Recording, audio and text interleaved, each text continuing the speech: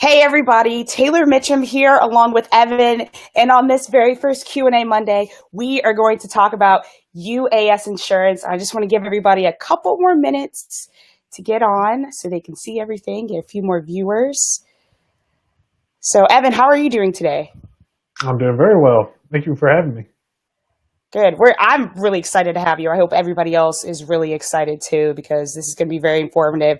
We're going to talk about a lot of great things.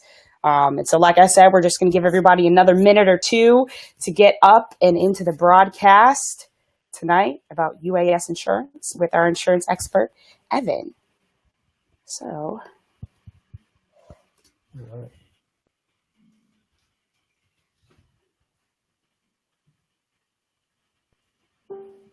all right, we got 4 people looking at the broadcast right now, and let's see. Oh, we got a comment from the Catalyst. Yeah, we're excited for this too. At least I am. I'm sure Evan Yeah. is too. He looks Oh yeah. excited. I'm stoked. Awesome, awesome. Great to have you watching today. So let's just go ahead and get started. I think we have enough people on here, and people who can't make it, they'll be able to see the live replay later. So our first question, actually, let me let Evan introduce himself. So Evan, how did you get into UAS insurance of all things? It really happened about 2015. In my agency, whenever I got on in 2014, they just said you have to find something you're passionate about, something that you could uh, provide insurance for, some kind of market. And it just happened to be that I actually got a little like micro drone that year, and or 2000 into 2014, and found out that hey, there's a market for UAS insurance. And again, that was in 2015, so it was with all the Section 333 stuff. So just trying to figure out all of that during that time, and then it just started. The ball just really started rolling actually in 2016, about a year ago, last month. Then an association reached out to us, UAVSA, and they want us to help them get insurance for their members. So that really just kind of kickstarted it with us. 2016 really exploded, of course, around August, whenever Part 1 of 7 came out, and we've just been sticking with it here. We get all the time we get referrals from our carriers. We actually have a new portal rating system people could go to. So it's been really good for us. I just love doing it. It's a great industry to jump into. So a lot of fun.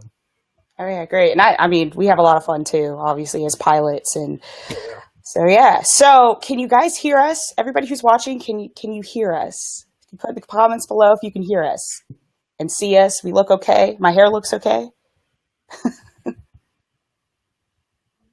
I'll take that as a yes. All right. So let's go to the first question. And that is, what type of coverage do I need for my drone business?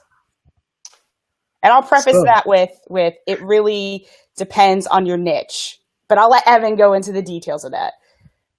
yeah, so it really does to an extent. A lot of the coverages they're pretty similar, and I mean I could say that the basic thing everyone requests, of course, is going to be the UAS coverage, the actual aircraft policy that covers the UAV for liability and hull coverage.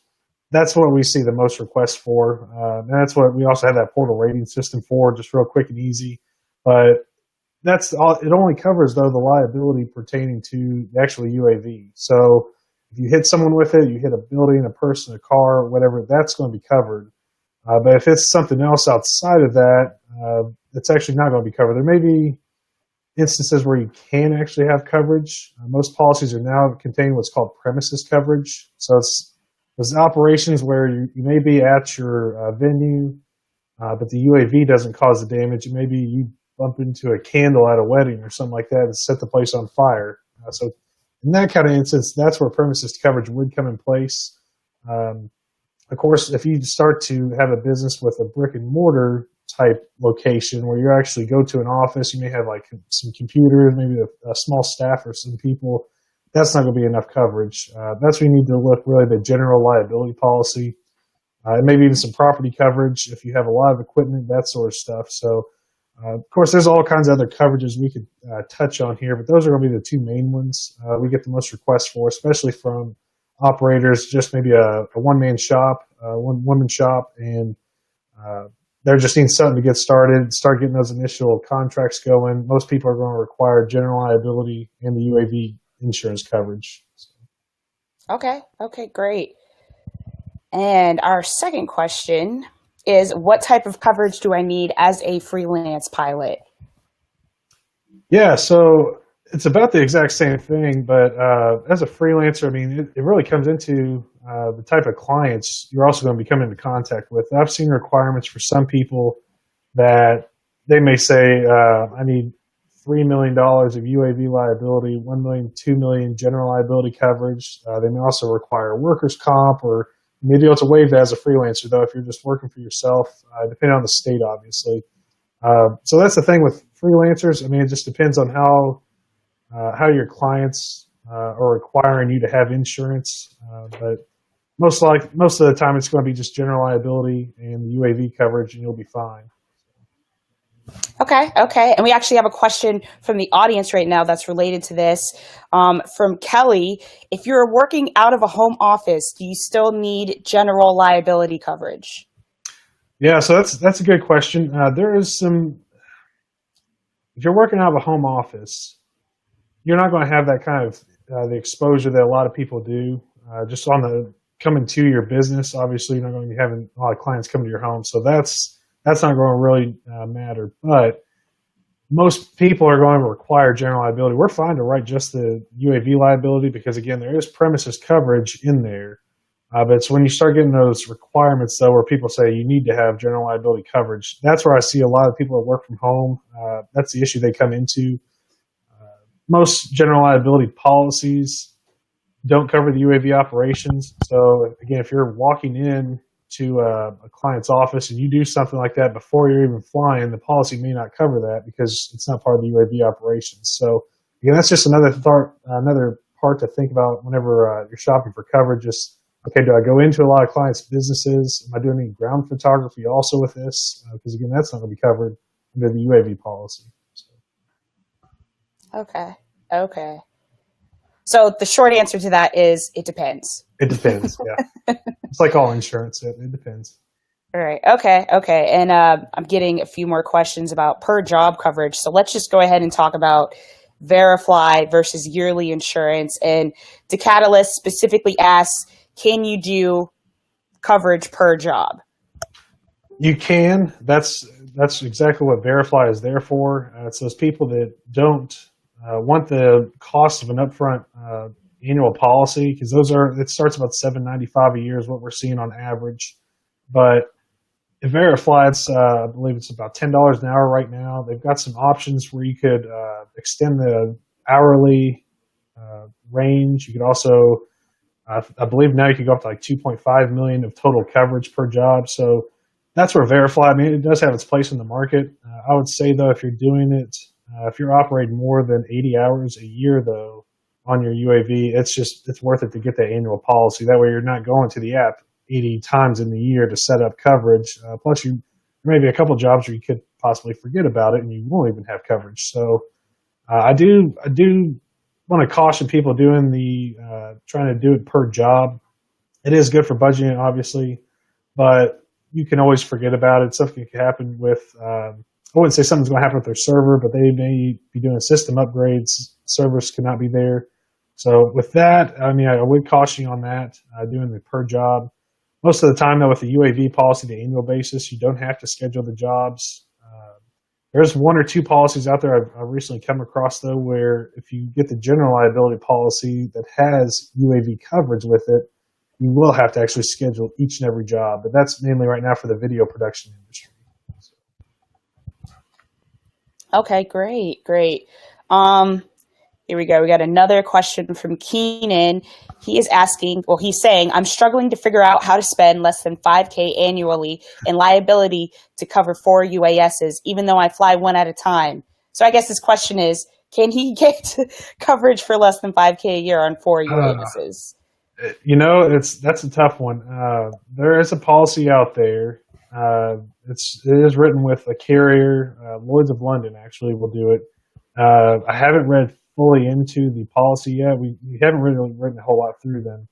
But with their policy, they claim you can have as many UAVs on a policy for a set price. I think it's less than $3,000, but again, it depends on the limits you need. But they only require you fly one UAV at a time, and you can only fly up to, I believe, 250 hours in a year. So it really limits you on if you're doing a bigger operation or if you have multiple people in your organization that can fly multiple UAVs at the same time. Just right now, though, 5,000 for 4 UAVs. Again, I'm assuming $1 million limits. If you have physical damage coverage on them, I could see that may be about the going rate, maybe a little less, maybe about 4,000 or so. That would be the most competitive I would see. Okay. And I'll say to Keenan, definitely hook up with Evan after this live Q&A, and he could probably get you set up with that policy and see if it's a good option, the best option for you in your particular situation. So while we're talking about coverage, I have a longer question, and it is, what type of coverage is needed for companies who provide drone training? Specifically, for companies providing drone training, what type of coverage is needed for claims against poor training? For example, if someone takes a class and later has an accident with their drone and blames the training they received as being lacking or erroneous, is the training covered by liability insurance, or does the training provider need an errors and omissions policy? Yeah, so that's a long question. With the drone training, right now I've talked with underwriters about this. It's really a gray area when it comes to training centers. There's just no data on how those claims are going to kind of pan out. But there is a company I've worked with, and the underwriters have said while it's a gray area, they do provide coverage under their general liability policy for training centers. So it is an option. You're not going to see it really spelled out as professional liability or errors and omissions. It is for I can't even remember the term now. The underwriter, he couldn't even let me know what it was just because he forgot. Also, it's one of those areas right now with the drone training that it is. I'll say it is going to be covered under your general liability policy if it's written through an aviation carrier. Because most standard lines companies like Liberty Mutual, Hartford Travelers, they're not looking to cover that stuff. They will call it professional liability or errors and omissions. But if you get with an aviation company that could provide the general liability, most often it's going to be provided just like they have for flight training schools or ground schools. So the other thing is it is a little expensive. With the carrier that I've been working with, it comes in about $3,000 as a minimum premium. So if you're going to do a ground school, it's one of those things you really need to do it full force. You don't want to try to say, I'm just going to bring on maybe 2 or 3 clients this year and I'll just train them how to fly, maybe make $2,000 or $3,000, because that's not going to cover the insurance in most cases. So when you say a lot of money, how much are we talking about? I mean, it depends. Ballpark. So I would say, if you're going to plan on making at least $30,000 off of it, yeah, it'll be worth it at that point. Again, that's my situation. So some people, if they go out and they do it, they may make $120,000. And obviously, the premium is dependent upon sales to an extent. They want to know how much exposure you have out there, and obviously sales is going to be the best way to determine that. So again, maybe the under 50,000 is where you're probably going to start seeing that 3,000. Then maybe it'll start climbing up from there. So I hope that helps. So you say under 50,000 of coverage? Is that what you mean by that? Sorry, I'm thinking $1 million limits, 50,000 Gotcha. Gross sales. Okay. Gotcha. Okay. All right. We have another question from the audience. Do all UAS insurance policies have a maximum number of flight hours allowed per year? No. So actually, right now, I've only seen that one policy that stipulates 250 hours. Again, that's through the Lloyd's of London policy. Most others, they really have no control over how much you fly. They'll cover you for how much. And actually, it's funny because if you think about it, they should be promoting you flying more to get that experience under your belt. But whenever I hear someone limiting to 250 hours, I just have to wonder what's the meaning behind that. So yeah, we haven't seen too many limits on maximum flight hours. And obviously, Verifly, you just get one. Earbud fell out there. You just get the one flight during that 1 hour period. So you can sign up as many times as you want with that. So. Okay. So let's kind of, as we get more questions from the audience, let's kind of 360 this around. So what, if I wanted to sign up for a policy, what would I need to give you in order to get a policy? So basic information about your business, or if you're just operating as an individual, of course, name, address, phone number, email, that just basic stuff is what everyone's going to require, just to get something in the system, know who they're dealing with. Other information you're going to need is going to be about either the serial number or your FAA registration number. If you don't have one of those, some policies will let you do it to be determined or just say unknown until you can get it. However, there are carriers out there that need the serial number or the FAA number, registration number, to even provide you a quote. So we always try to tell people, just get it to us whenever you know it. If you're saying, oh, I'm thinking about buying something, you could always put to be determined in there and maybe able to get a price back that way. Some policies are still requiring to know who is flying the units. I've seen a shift here the past year or two to where you don't have to schedule each pilot. It's just as long as the insured, the main person who owns the business, actually approves the pilot to fly their UAV, they'll be covered. So I think we're going to see more of a shift from that this next year with all the other carriers that are still saying, hey, you've got to schedule each pilot here. You have to know who's flying it. So that'll be something there. I see. You just pretty much say, yeah, just approve the pilot and you'll be good.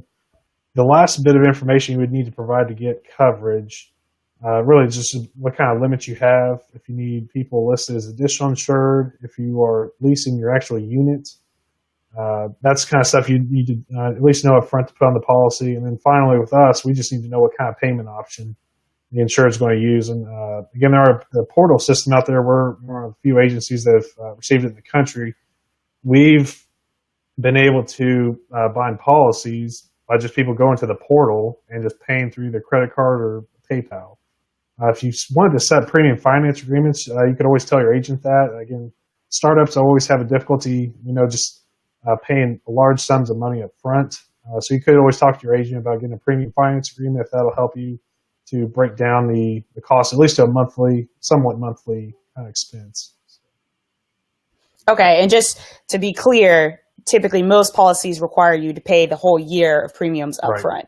Okay. Yeah, with the UAV policies, obviously general liability, if you can find a carrier that will write the actual just general liability, they most likely will have some kind of payment option anyway, because they're a larger company most often. Like Liberty Mutual, for example, we usually set people up on a 12-month electronic funds transfer account. So no extra charge, and it just goes directly to Liberty Mutual as long as you set it up right. So, the UAV policies, though, they're wanting the money all up front. So. Okay, but financing could possibly be available depending on who you're dealing with. Okay. Exactly. Awesome. And I know that when I got my UAS policy, I had to also submit an operations manual. Can we talk about that a little bit and talk about what needs to be in someone's operations manual? Yeah, so standard operations manual, there's a lot you could put in it. I mean, you could really just spell out everything that you need to do from pre-flight inspection, post-flight inspection, maintenance, safety, training you do to your pilots, or you require your pilots to have so many hours experience. I mean, you could just spell it out, everything. I'm looking over here one now. Again, just maintenance and stuff in here. Flying over, like especially if you're doing stuff with events, you may even have a section for what your operations look like for events. You may tell your pilots don't fly, of course, over people. You may say you need to fly a minimum distance of 150 feet away from the crowd, above the crowd, that sort of thing. And that's what your insurance companies, they'll look for, especially with events operations, because right now those are being seen as the high-risk exposures for the UAV industry, at least for the UAV insurance agency or agent carriers, UAS carriers. There we go. So, okay. I was also going to say that you can actually get a standard operating procedures manual through your insurance carrier if they provide it. There is Global Aerospace is one where if you are a policy holder, they will actually provide you a free 37-page standard operating procedures manual that you can do however you want. You could take bits and pieces from it, incorporate it into your own. If you want to copy the entire thing, just say, hey, this is what we're following. Just make sure all your pilots have it. you could feel free to do it. That's what it's there for. It's just really to promote safety, safe flying practices, that sort of thing. So my operations manual doesn't need to be 37 pages, though. No, I've seen. I mean, again, it's for your business. So as long as you cover everything in it that you feel is necessary, I mean, that's your standard operating procedures. Then I mean, it could be as short as 3 or 4 pages if you can fit it all in there. But with the global one that I'm looking at, they've got the table of contents. They got everything spelled out, definition section. They've got charts and graphs in here also. So you talk about the wind conditions that you're not flying, that sort of stuff. I mean, they just kind of go really, really thorough and in depth in their manual. So that doesn't. I typically don't see them being that long when someone sends me their own. Okay. And is there, so say I just copy and paste that 37-page manual and I do something outside of what I lined out in that manual, would my insurance policy cover me? It will. Again, accidents they're unforeseen. I mean, you could prepare all you want. I mean, obviously, truck drivers they're not planning on going out and having an accident.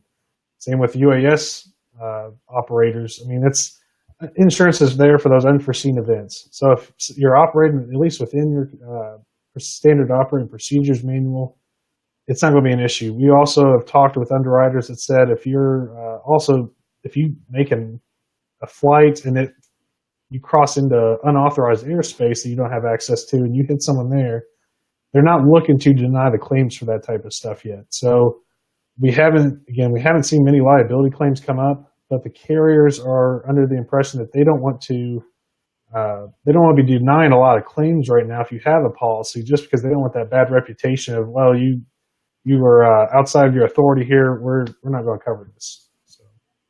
Okay, gotcha. All right, so I'm going to look back through the comments here. And let's see, show some stuff. Oh, Kelly says, my hair looks great. Thank you, Kelly. I appreciate that. The Catalyst says, my hair looks good too. Also appreciate that. Nobody's giving any love for evidence to his hair. I think his hair looks great. I just got a cut last night. Oh, see, preparing for the webcast. Let's see. Carmaine says, hi, Taylor. Hey, Carmaine. Great to have you here. And then JC says, hi, everyone. Hey, JC. We're happy to have you here, too. So are you guys liking what we're doing so far with this Q&A, with this live broadcast? Are you guys liking it? Are you hating it? Do you want us to start talking about something else? Let us know in the comments below what you think about what we're doing so far. And we're going to continue on with a few more questions here. We got another one from Kelly. Upsonder is a new drone rental service that offers drone owners some coverage when renting their drones. Would you recommend that a drone owner carry their own rental insurance on top of what Upsonder offers? That's a good question. You can actually add temporary physical damage coverage to a policy for very reasonable rates, assuming the carrier you signed on with offers physical damage coverage. That was an issue we run into in 2015 and 16, where we were writing policies for only liability options, a cheaper policy, so people obviously wanted that. But the carriers are writing physical damage coverage. They can most likely add it on for just a temporary period of time. Again, I don't know what their rates are that they're charging. It's not bad to look into it, though, especially if they're mainly covering the risk. It's really going to be on them. They've probably just got into their policy where they're putting the temporary coverage on, and they're just forwarding it on to you. So I would say it just really depends on kind of what your own feelings are in terms of when to pay insurance through them versus just getting on your own policy. Obviously, if you have a claim, though, it's going to be on that policy, so it's not going to have anything to do with your policy, which could, again, we haven't seen it happen, but claims, again, it shows a history. So if you have a lot of accidents, you're running into stuff, crashing into stuff, wrecking a bunch of drones, carriers they're going to be iffy when it comes to renewal, if they're going to renew you or not, or even offer coverage. So that may be a good way to, at least if you are not familiar with the unit you're renting, if you do happen to crash it, you're not going to have that claim on your record. So again, it comes down to personal preference, I think. Okay. Let's go back to some more comments. Let's see. Barbara Allen Smith says, hi, Taylor. Hey, Barb. Glad you're here. Who else? The Catalyst says great info. So that's great, Evan. I'm glad that All people right. are getting value from Yep. this. Carmaine says, yes, loving the format of this. Sharon is saying thumbs up. And Kelly said, thank you for answering her question. And so we'll My pleasure. go on to another question from JC. Do you know insurers that would cover kids using drones? Well, again, it goes back to the language in the policy. I mean, you don't have to actually be 107 licensed to operate as long as the pilot in command is operating under 107.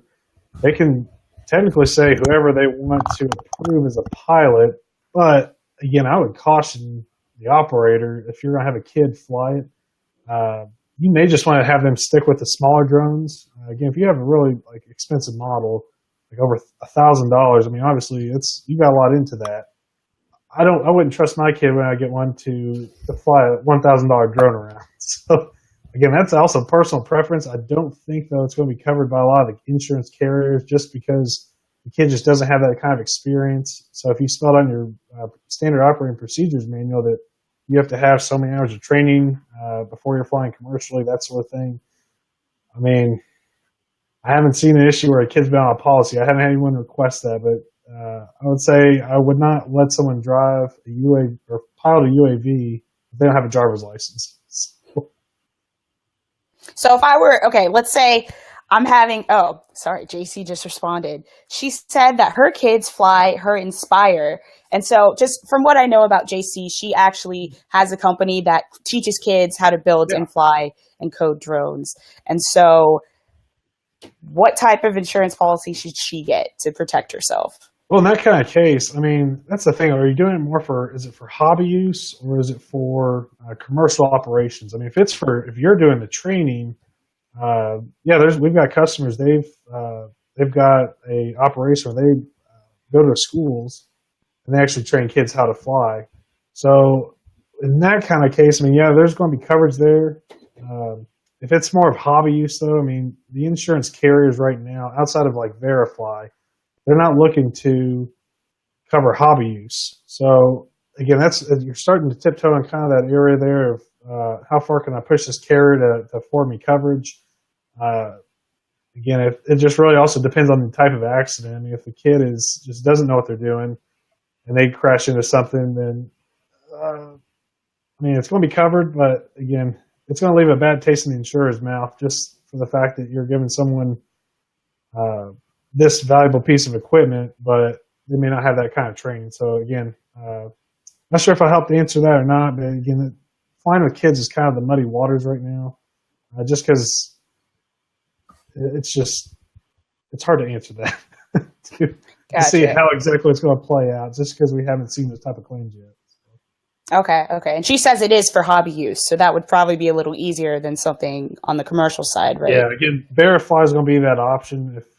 If you want to fly with your kids for hobby use, I would definitely say put it under Verify. The commercial policy, they're really not supposed to have a lot of hobby use. There are some carriers I heard they're jumping into the market for it. I've yet to see those or hear about them, but again, Verify is the one right now that it's commercial use and hobby use only. So I would say if you want the liability coverage, if your kid's flying, that'd be the way to go. If you don't have coverage already on your unit. Okay. And what about would the AMA policy help her? I don't know if you're familiar with AMA and okay, would that policy cover her or her training? Yeah. Again, I haven't looked into the language of their actual policy. They actually don't provide a master policy for you to see kind of what their stipulations are. I know you have to be operating within their guidelines. It used to be, you had to be operating at a AMA sanctioned field or something along those lines. So there's all these stipulations in there. And again, we don't know what type of claims they've had, what kind of history they've had under that master policy. Because they do afford a lot of coverage. It's also excess coverage. So if nothing else covers it, like your homeowner's policy, that's where that policy comes into play. Okay. Hopefully that answers your question, JC. And so I have another question actually. If I were to have an event, say I'm going to have a drone conference for women in the summer, and I wanted to teach women how to fly a drone indoors with drones that are tethered, little drones, what would an AMA policy be good enough for that? Oh, again, for an event, if you are, that's a tough one because typically the AMA is only going to be hobby use. So if it's at like a conference type thing, I would hesitate to say there's going to be coverage on AMA supplement policy for indoor use at a conference. Again, you start to really tiptoe on those boundaries. Is this commercial use? Is this hobby use? And there's a gray area, I'd say, with that type of thing. Even though you're not maybe bidding for them, you just have them out there for people to fly. Again, it's at the conference, so someone's benefiting from somehow in there. There's money being transferred, so I would be hesitant about that one. If so, and even a commercial policy, I mean, you're gonna find it's probably more expensive than what you're planning for the event. Events are just hard because, I mean, the amount of money that goes into them, the insurance policies aren't cheap most often for just events. There may be a special event policy out there too that could cover that, but I don't see any aviation policies out there covering that type of stuff right now. Okay. And go back. Sorry, JC just commented again. She said her kids are covered via AMA, but she's looking for coverage for her company. So probably the general liability policy, would that be best for her to pursue for her company? Well, again, for the company on the UAV, I mean, you need to have an actual UAV policy on it. Again, the general liability policies right now, they're offering UAV coverage. They're a little bit harder to find.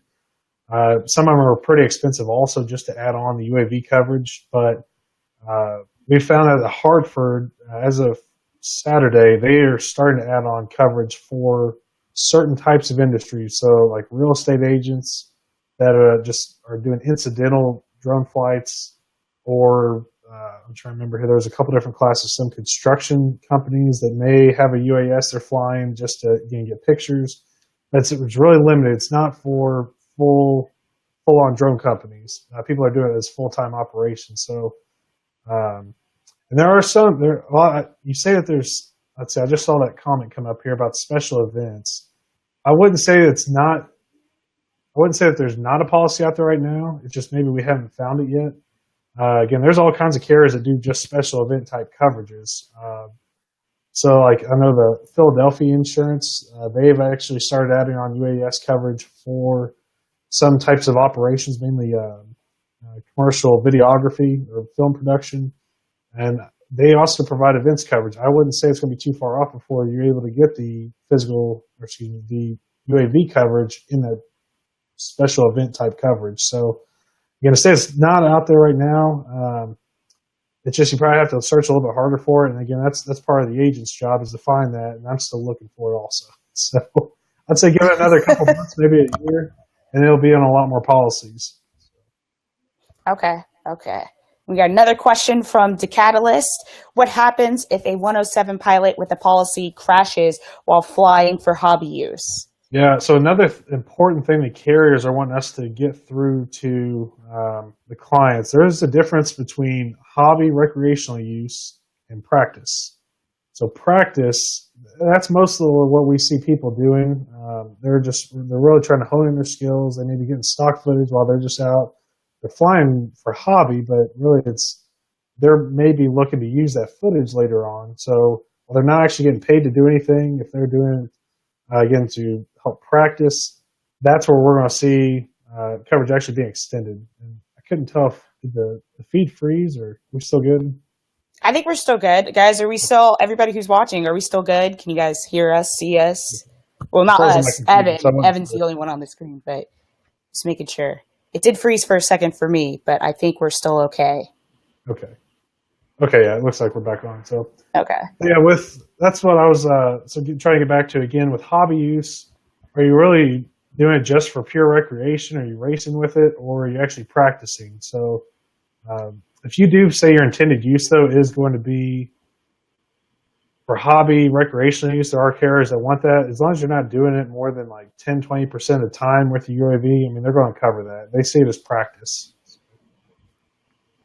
Okay, so I don't need to have an AMA policy and my regular liability policy for practice. Yeah, exactly. I mean, Okay. that's the other thing with some policies, global aerospace, for instance, they have an anti-stacking clause in there. So you're not going to get double coverage. And that's the other issue we've had to tell people if you have it on a commercial policy, that you go and actually say, well, I'm flying hobby, so I'm going to set up Verifly to test it out. There is, if you have a claim in there, the carrier, it's you have to see how they're going to use the anti-stacking clause because you're not supposed to stack limits with the UAV coverage. So if there's already coverage on a unit, I mean, commercial is going to be best. Obviously, it's more broad because they'll cover practice use, which you just say, hey, I was practicing out here. That's going to be the thing that really sets it apart. Okay. And for the stacking clause, so I can't have a $1 million policy with Verifly and a $1 million policy with someone else, do $2 million of damage and split it between the two. Yeah, it's really bad because we had an instance where there was a gentleman that wanted to switch over to our agency, and what ended up happening was we had to make sure all of his documents were all those other policies were canceled before we even made ours effective. That's just, again, there's an anti-stacking clause in there.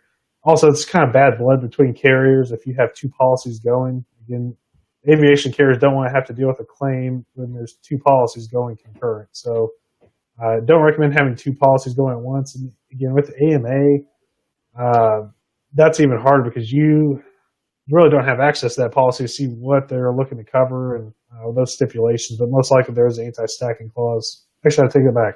That's an excess policy. But the underlying policy with like Global Aerospace, some of those other carriers, they're going to have an issue with an excess policy over and above that. So again, I haven't seen a claim situation play out yet, but so they tell me is you're not allowed to stack policy limits with the commercial policy. Okay. So no stacking, y'all. Only one at a time. Okay. Another question from Decatalyst. What is the claims process like? Yeah, so for us, again, we haven't seen a liability claim yet, and I'm knocking on wood, but with the physical damage claims that we've seen, those are a lot more common. It's a lot easier just to crash into a tree and it hurt nobody. It's actually really easy.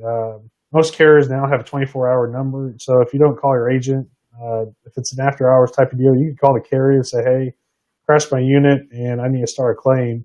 From there, they just want all the detail about the claim, what you were doing right before the accident, the wind conditions, weather conditions, where you were, the location. So with that, the claim process, I would say, is pretty easy. As long as you have the information handy, it's a breeze.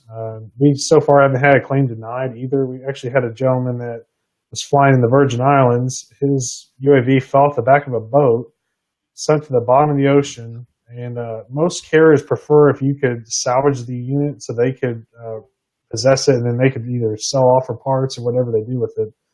But with his, I mean, he's just, again, you just have to be honest with him, tell him exactly what happened. He was on the back of a boat, fell in the ocean. As long as they got all the information they got from him, he got paid out. So he got the full value out of the policy back. He got a new drone. So yeah, claims process right now is pretty simple. Okay. So basically just call your agent or your carrier, depending on who's available, and they'll take you through it. Okay. That sounds much easier than when you get into a car crash. It is. I think so. Okay, good. All right. And we have a question from Carmaine. She says, what are some of the best carriers that supply hull and liability coverage on film and television shoots? Yeah, so hull coverage and liability coverage for film and television. So again, I mean, what we see is we see Global has been really Global. They may not be the cheapest always, but they're bringing the best value to the table we see. There's carriers USAIG. They've been having some really good rates here lately with hull coverage on higher end units. I'd say anything over like $10,000, $15,000. Those rates have been really competitive. Also with higher limits of liability, if you need $5 million, Global they've really been a little bit more expensive when it comes to those higher limits. So we've been seeing USAIG come in pretty competitively. There's another policy out there, of course, with Lloyd's of London. That policy is, I would say it's fairly cheap. I wouldn't say, I mean, I say cheap, but it's or cost effective maybe for some. I think it offers hull coverage also in that. I'll have to double check. Again, we haven't worked a lot with that market. But there's only, again, a handful of carriers out there that are offering both hull and liability, because hull coverage right now is kind of the loss leader for the UAS companies, the carriers out there, because there's been so many claims happening and they're just not really making money on hull coverage. So it's kind of like the auto industry right now, where the auto insurance carriers you're seeing rates going up and up and up. And I think it's going to happen eventually with the UAS market. Just as the units get more and more expensive, people obviously they want less and less cost on their insurance. So carriers have listened to that, but they are taking hits. So they're not always making the big bucks offering this stuff. So. Okay. So we got a two-parter from John McBride. So this is from him. So I've had an 8-year liability policy flying RC, not AMA, anything RC, $3.5 million in liability damage for $2,400 a year. Should I consider changing to drone insurance or a UAS policy? I'm guessing for commercial. Yeah, it's without knowing exactly what is specified in your policy, it's hard to say, John. There are carriers out there that they say, yeah, we'll write the policy, but then when you start to really dig into it, they may have that aircraft exclusion on the general liability policy. And in that, there's a lot of carriers that are saying, well, this means we're not covering UAV operations. Other carriers have started moving to the new policy language, which you may be able to exclude the drone operations on the policy, but we haven't seen a whole lot of carriers other than the Hartford now. It's actually adding in coverage for drones, UAVs on the general liability policy. But again, I'm not really sure about the 8-year RC policy. I haven't come across that one yet, so I don't know who the carrier is, how much that's changed in the past couple of years here. So again, I can't give you a whole lot more. I mean, it sounds like a pretty decent price if you've had it for that long, but I don't. Was it? Can you go back to the first question, Taylor? Yeah. There we go. 8-year liability policy for an RC. Okay, a $3.5 million. That's a steal, I would say. It's not a drone policy. So again, you may want to talk to your agent about that and consider looking into a actual drone policy if that's something that you fear that you could have a liability accident, or if you have some more expensive units you want to get actual coverage on.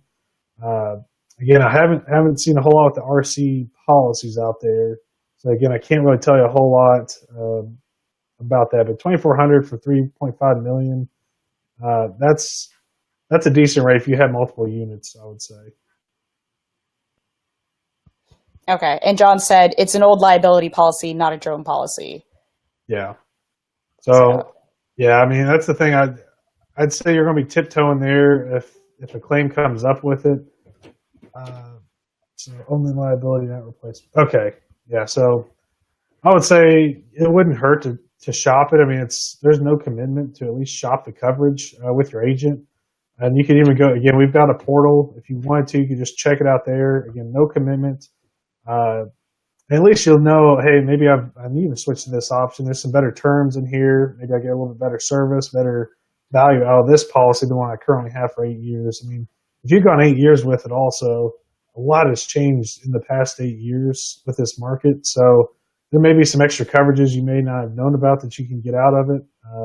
Again, without me looking at it, I can't really tell you if you need to look at a new option or if you're good where you're at. So. Okay.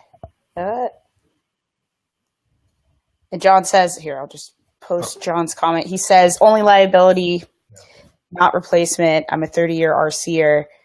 And he's had it for 8 years and has never used it, which is good. That's good. Yeah, so I always tell people, I mean, insurance is one of those things, yeah, it sucks to pay those premiums, but every person that's had a claim never complains that they paid those premiums. So, again, it's good that you haven't had it. I mean, that's exactly what the carrier wants.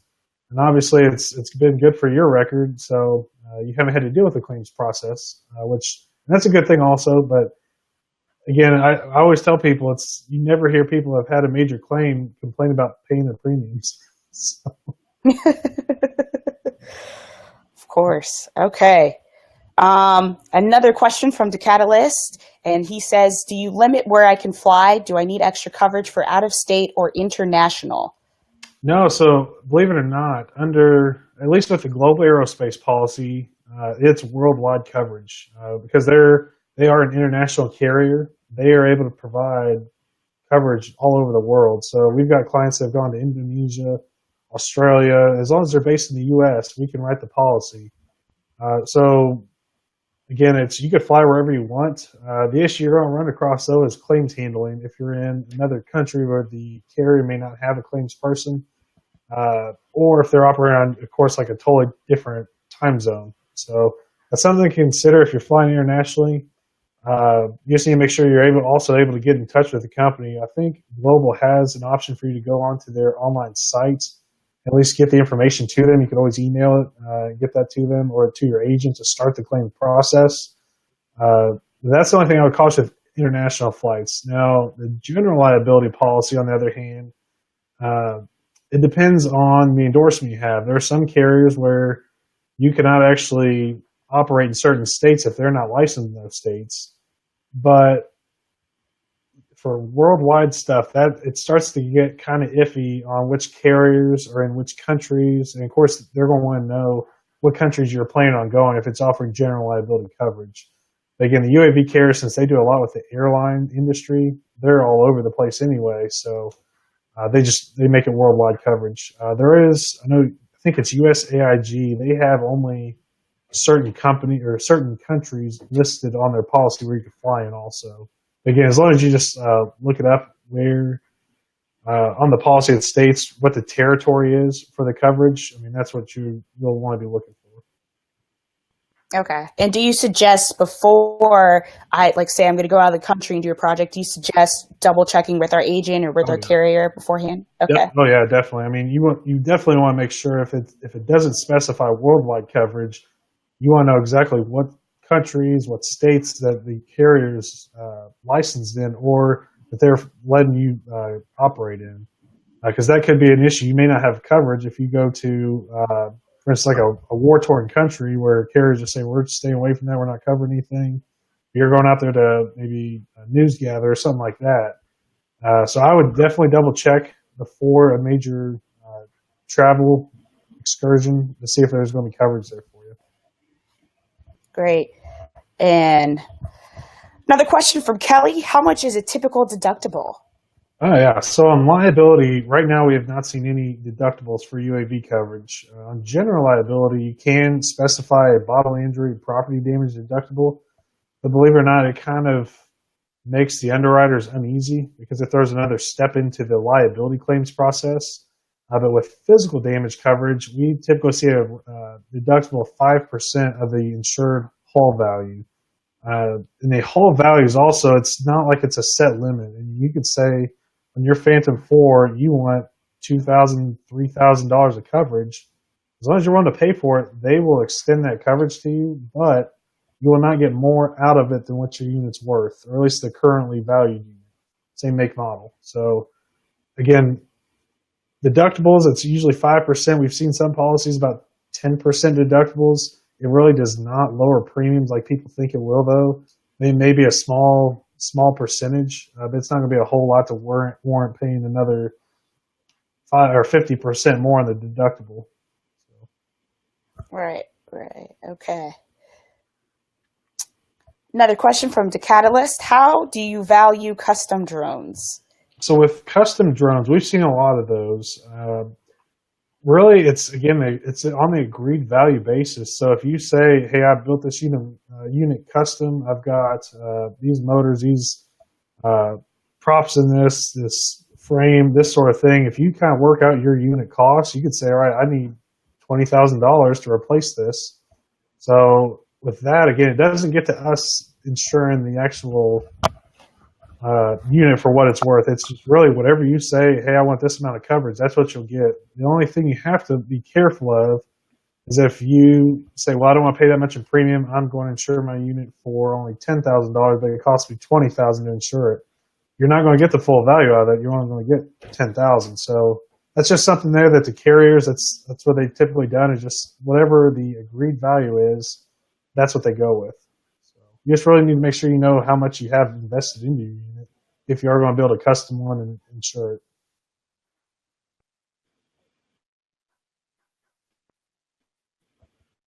So, any other questions?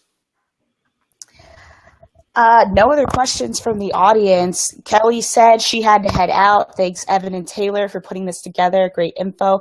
Thank you, Kelly, for being on the live broadcast, and hopefully you found some value out of that, and it's going to help you shop easier, more easily for insurance as you're going through your journey as a drone pilot. So did you all like this Q&A Monday is the question. Because if you did, we'll do more. If not, we'll never do this ever again.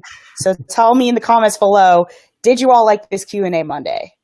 I know there's a little bit of lag between when people actually comment on Facebook and when they come through the on this software. But the plan for next week is to actually do a Q&A Monday all about the construction industry, and not just about what you can do as a drone pilot in the construction industry, but peeling back behind the scenes and giving you guys tips and tricks from my time as a project engineer for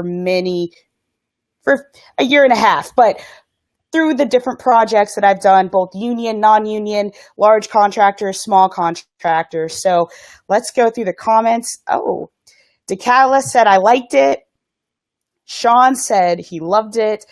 John said, yes, we need more. And Sharon said, loved it. Great job. So Evan, obviously you did a great job. Thank you. Everyone else in the group appreciates it too. You provided so much value to us. If you guys have questions for Evan, go ahead and go to his website. I'm not going to try and pronounce your insurance company's name because I'm going to butcher it. But and can I also share your email address? Is that okay? Yeah, fine. Yeah, feel free to. Okay. Again, I'm here to help, not sell. So if anyone has any questions, feel free to shoot me an email. I'm on Facebook, as you see, so I get a lot of questions through there. But if you want to bind a policy, that I can't bind through Facebook, so just keep that in mind. So. Okay, great. And like Evan said, please contact him if you have questions about your insurance. The portal that he was talking about earlier is also on that website, correct? Yeah, it's on our drone tab. So if you go there, it's just easy just to click it. It takes you to a new website or another web page, and you just start filling out your information. You click submit. It goes directly to the underwriters, and typically they'll get back with you in less than 24 hours. We had a couple people, though, that wanted personal injury coverage, which is something we didn't even talk about, is personal injury coverage today. So that may be for another webinar. We'll talk about personal injury coverage. Oh gosh, we never have to talk about that. Well, it's where people are getting invasion of privacy coverage for. So if you're flying over someone and they want to sue you for, again, invasion of privacy or different stuff like that, that's that's personal injury coverage. So we should have totally mentioned that, and I didn't even think about it. So. Yeah, we'll definitely have to cover that, because I think privacy is a very big issue in the industry right now. Especially, that's a question I get asked about a lot too. So anyway, Evan, thank you so much. I'm going to give you guys this disclaimer. Evan is not sponsoring this Q&A Monday. His company is not paying me to say good things about him. I just saw that he was giving value in some other UAS groups on Facebook. I reached out to him and asked him if he'd be willing to give value to you all. And so thank you, Evan, so much for giving your time and your knowledge to the group. It's going to be very helpful for all of us as commercial drone pilots who are trying to build an income for themselves.